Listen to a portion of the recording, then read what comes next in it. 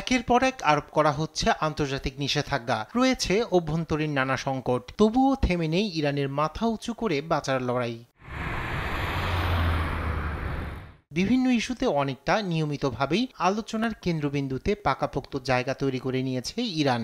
সম্প্রতি সেসব বিষয়ে গণমাধ্যমের সামনে কথা বলেন দেশটির প্রেসিডেন্ট মাসুদ পেজেশকিয়ান। বহিঃশক্তির কাছে মাথা নত না করার আভাসও দেন তিনি।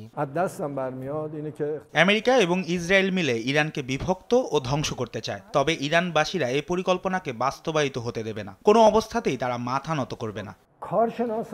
আলোচনায় ইরানের অভ্যন্তরীণ সুরক্ষা জোরালো করার পাশাপাশি হিজাব ইস্যুতেও কথা বলেন ইরানি প্রেসিডেন্ট। জানান, জোরপূর্বক নারীদের উপর হিজাব চাপিয়ে দেওয়ার পক্ষপাতী নন তিনি। বিক্ষোভ বা সামাজিক আন্দোলনের পথে না গিয়ে বরং সম্মানজনকভাবে সমাধান করার উপর জোর দেন পেজেশকিয়ান। দায়িত্বশীল অনেকেই হিজাব আইন চাপিয়ে দেওয়ার পরামর্শ দিয়েছিলেন, কিন্তু আমি এর পক্ষে নই। আমার মনে হয় জোরপূর্বক আইন প্রণয়নের মাধ্যমে জটিলতা আরও বাড়বে। এর আগে 2022-এ হিজাব প্রসঙ্গে সরব হয়েছিলেন ইরানের নারীরা। সে সময় আন্তর্জাতিক মহলে এটি ব্যাপক আলোচিত হয়েছিল। তবে গেল নভেম্বরে দেশটিতে হিজাব ও চ্যাসিটি আইন জারি করা হয়। এতে হিজাব না পড়লে জরিমানা সহ কারাবাস ও নির্বাসনের বিধান রাখা হয়েছে। নিউজ ডেস্ক, দেশ টিভি।